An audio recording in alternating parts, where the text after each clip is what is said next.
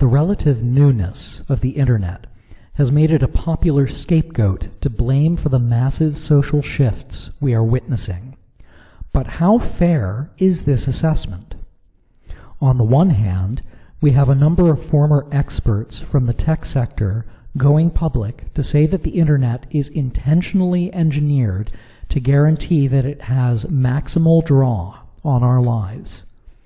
However, for social scientists, the question is far more tricky. When it comes to technology, social scientists pursue 4 avenues of investigation. 1, cybernetics, that is, looking at the technology. 2, psychiatry, connecting how the brain works with people groups. 3, culture studies, looking at the shifts in society, mainly through symbols and trends and analyzing the shifts. And 4, social psychology, mapping and recording specific changes as they take place. Over the last decade or so, the broad consensus has become that identifying the influence of the internet over our lives would require a synthesis of all 4 practices at once. The size of such an undertaking renders the prospect impossible, meaning that most social science investigations have stagnated into researching increasingly esoteric or niche issues. So, what can we say about this? And what does the internet have to do with Orthodox marriage? In this essay, I will discuss the effects of social trends on how we communicate and some of the consequences of online dating. I will include a brief discussion of internet pornography and its effects as well.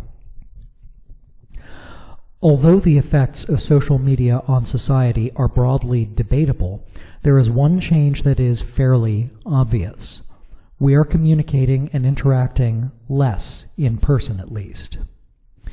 We seem to have the odd idea that communicating with an image on a screen is roughly the same as communicating with a person.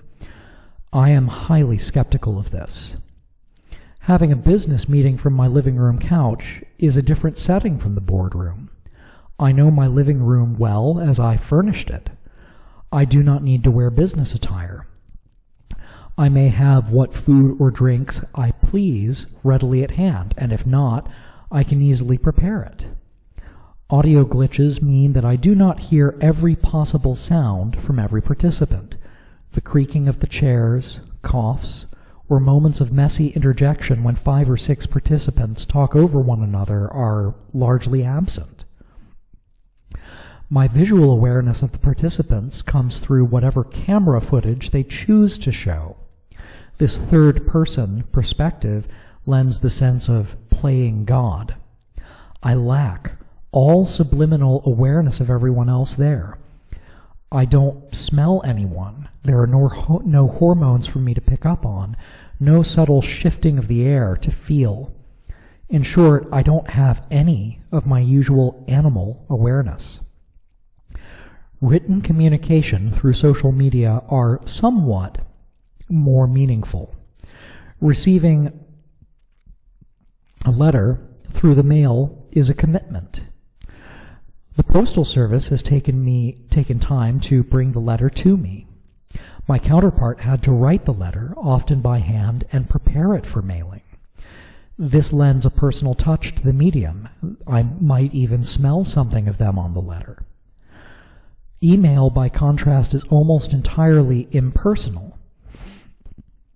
In its place, we hyper-concentrate on punctuation, or we substitute emojis to try to fill the communication gaps.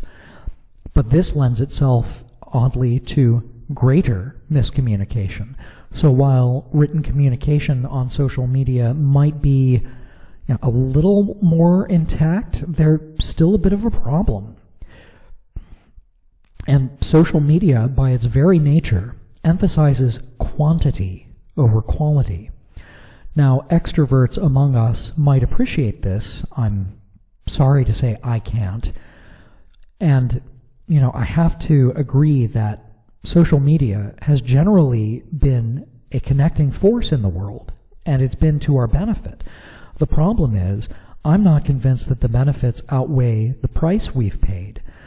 We kind of assume that more communication implies better communication or better knowledge. But when it comes to social media, the sheer volume of more communication actually leads to less understanding. Unsurprisingly, the most significant effects of social media on our social behavior are showing up in children. Dr. Sherry Turkle lists two such effects that are the most significant. First, children are starting to fail to develop basic social skills. We depend on communication with our parents to develop any ability to communicate, as well as the ability to argue productively, formulate unique opinions, build the ability to trust anyone, and form a sense of community. All of these are necessary for proper socialization as adults. However, Turkle's greater concern for children has to do with the development of empathy. Essentially, consistent use of computer technology and a lack of parental engagement are creating a generation of children who are unable to recognize one another's emotional states or care about them. They form acquaintances with one another, but they do not form emotional attachments. Their acquaintances are mostly about acquisition of goods. More disturbing, these children seem to be unable to recognize when one another are in pain. And when it's pointed out to them, don't you see that your actions have caused so-and-so to hurt? They don't really seem to care anymore. This should be especially alarming for parents or for adults who wish to become parents. But what does this have to do with adult behavior? Well, the obvious is that children are developing in this way because of adult behavior. It is adults' addiction to our phones that has created this phenomenon in the first place. We should also recognize that many of these children are becoming adults. The arrival of Gen Z to college and the workforce has brought with them the mentality of a generation that was raised on their phones. Zoomers interact less in person than any generation prior, even when it comes to casual friendships and partying, which are less common. When it comes to dating, this applies as well.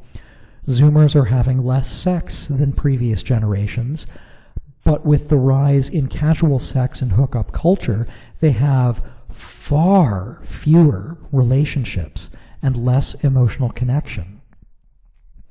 So, less sex, a lot less relationship. This is extended when it comes to patterns of marriage. Although this might be attributable to a weak economy, in general, Zoomers are less likely to marry, less likely to cohabitate, and more likely to delay marriage. This is also reflective of American adults in general.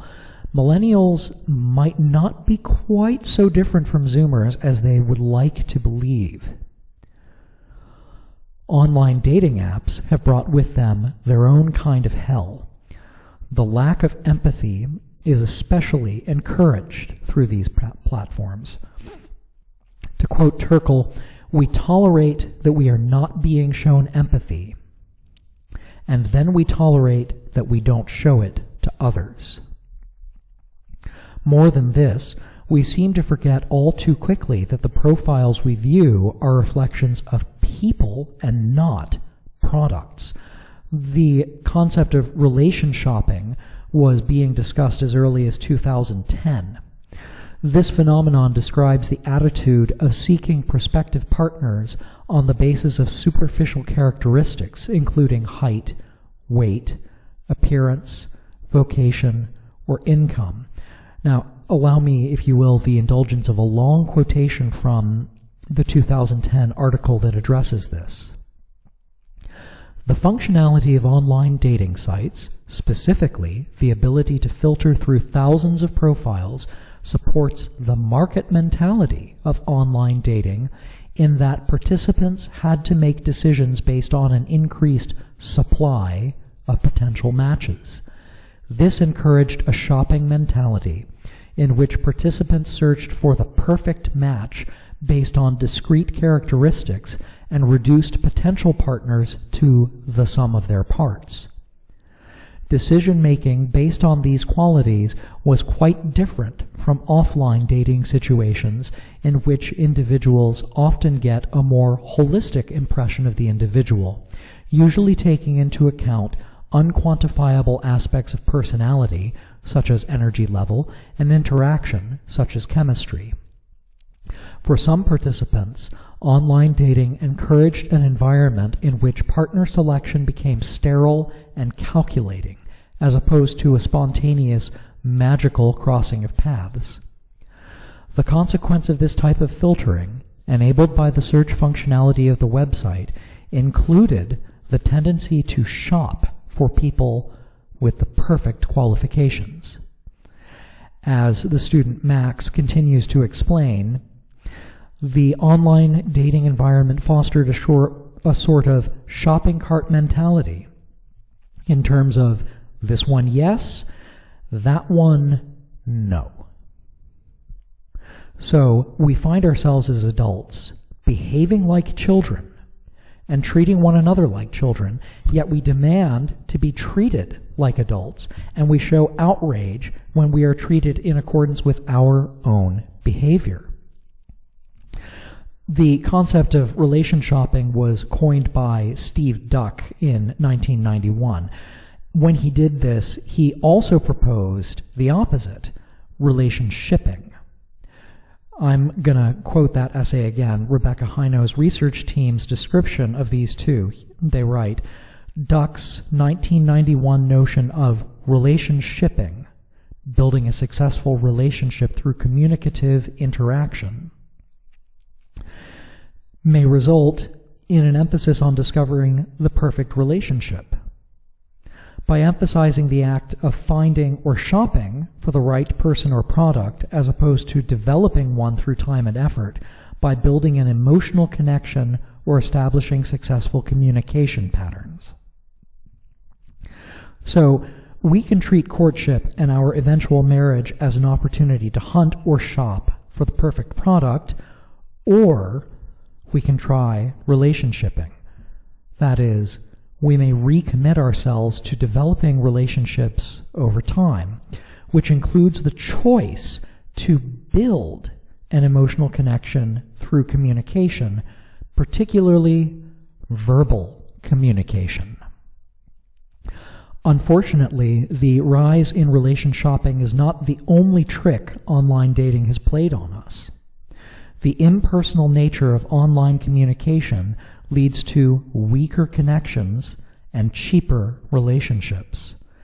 Digital communication does not lend itself to strong social connections, so we're craving intimacy that online dating doesn't give us. To quote Turkle, it has never been easier to think of potential romantic partners as commodities in abundance. Again, relation shopping. In this social environment, studies show a decline in the ability to form secure attachments, the kind where you trust and share your life. Ironically, our new efficient quests for romance are tied up in behavior that discourages empathy and intimacy. The sheer scope of online dating is also a deterrent rather than a benefit. We now have access to literally thousands of potential romantic partners, but this multitude of options creates more than a multitude of possibilities. We have known for a long time that having many options leads to less happiness rather than more. This is also an obvious explanation for how the idea of relation shopping came about in the first place. Online dating has created the concept of ghosting, or ending a relationship with minimal communication and perhaps no communication at all. The overwhelming consensus on ghosting is that we hate it and would prefer the dignity of having a romantic partner break off association with us in the most personal way possible, preferably in person or through a phone call. But although this might be more painful, empathy requires that we see one another's pain. We all hate ghosting, and we all seem to do it. A common response to this throughout modern dating literature is a discussion of the mentalities of the maximizer and the satisficer. And, this is again related to the paradox of choice, the reality that we are likely to be happier when we have fewer choices and thus have to make do with what we have. We may respond to this paradox of choice as a maximizer or a satisficer. These notions were suggested by psychologist Herbert A. Simon in the 1950s. To be a maximizer is to be a perfectionist, eternally refusing to settle for anything less than the best possible outcome.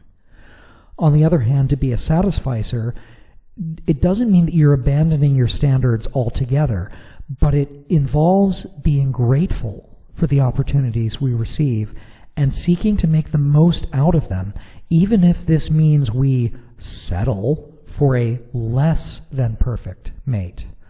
Online dating overwhelmingly encourages the adoption of the attitude of the maximizer. Why should we settle for a partner who is merely good enough when we have literally thousands of potential partners just a click away? People with successful marriages are never maximizers. Jesus is, in a very real sense, not a maximizer. He did not abandon his creation when it became fallen, but he sought to make do with it, to redeem it.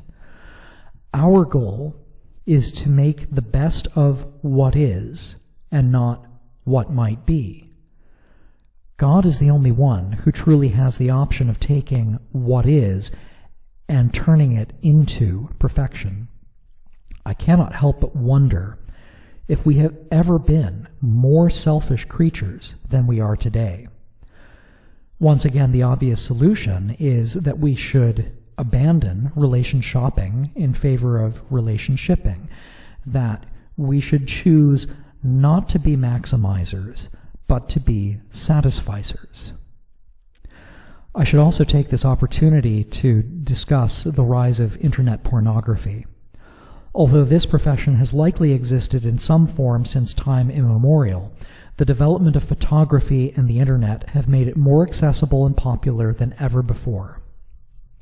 As far back as 2005, 42% of children had been exposed to pornography by the time they turned 18.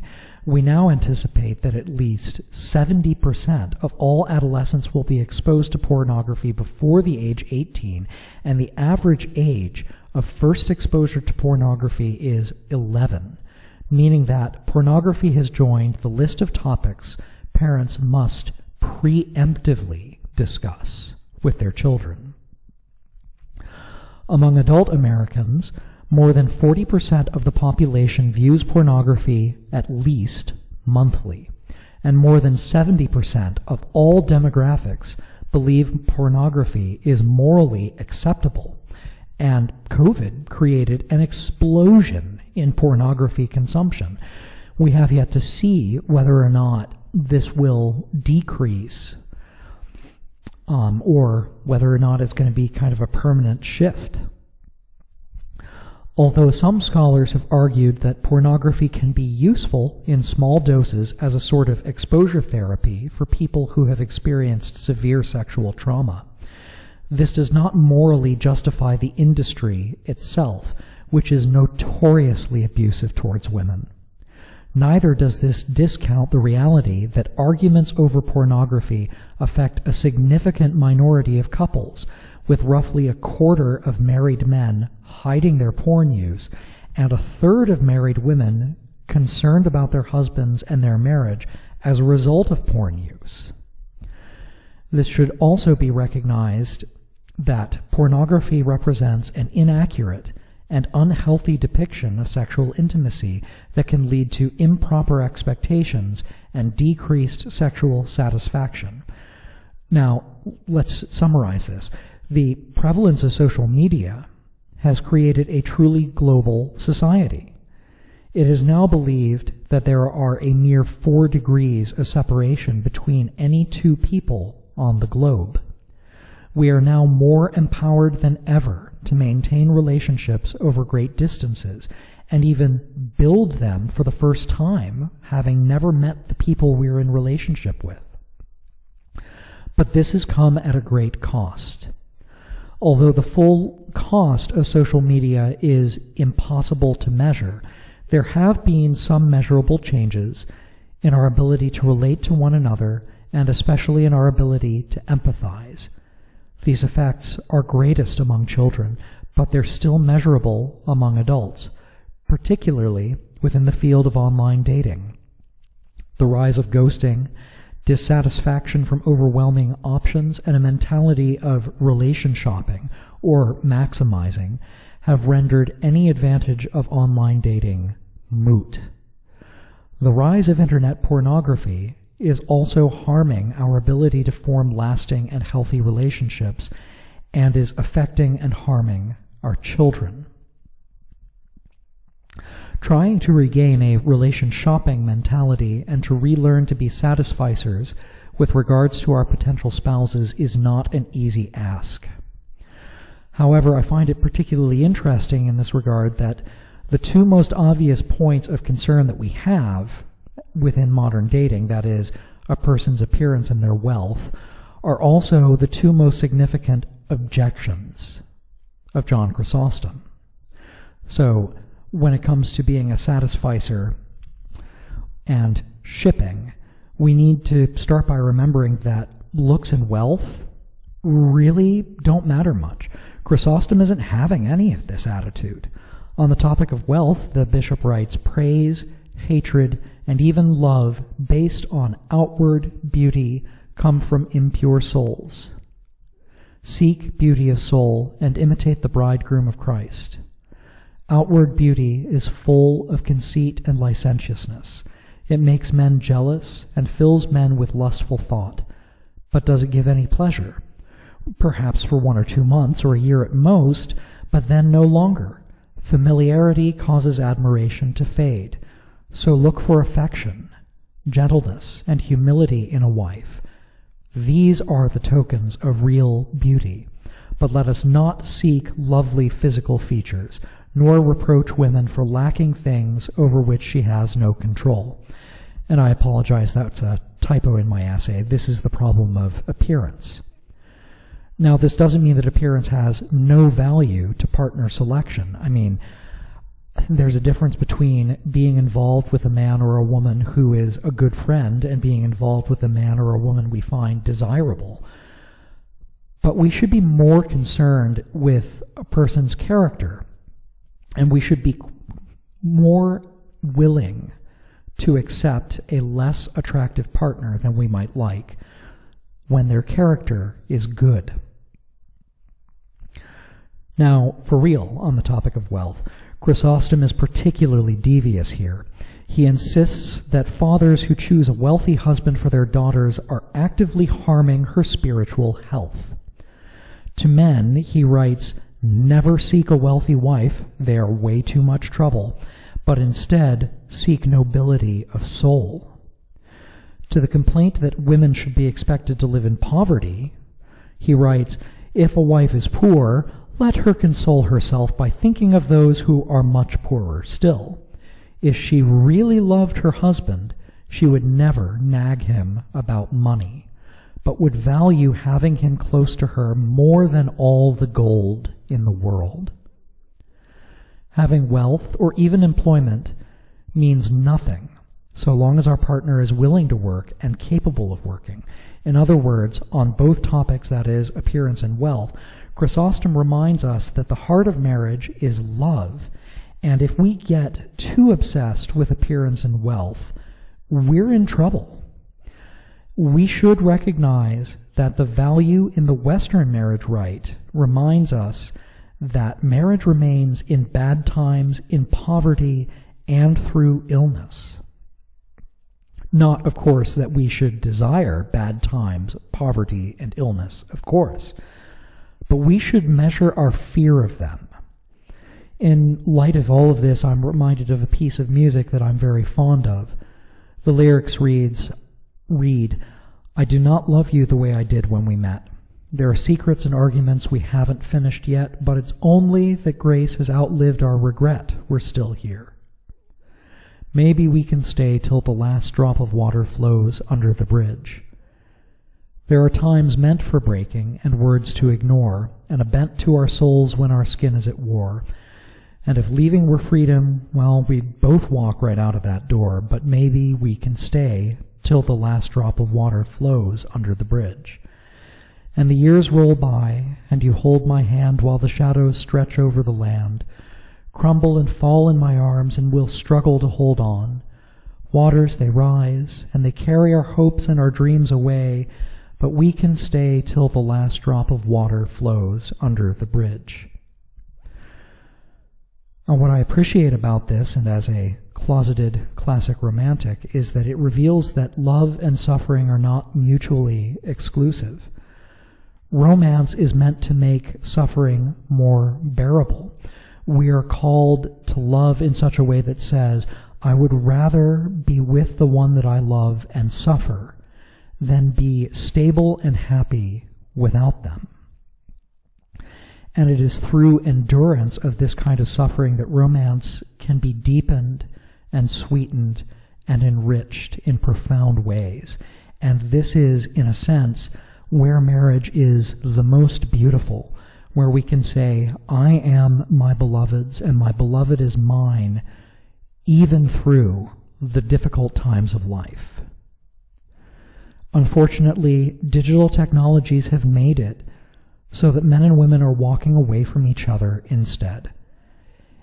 And it seems to me, to conclude all of this, that to a limited degree, we ought to be practicing the principles of this song outside of marriage as well as inside of it.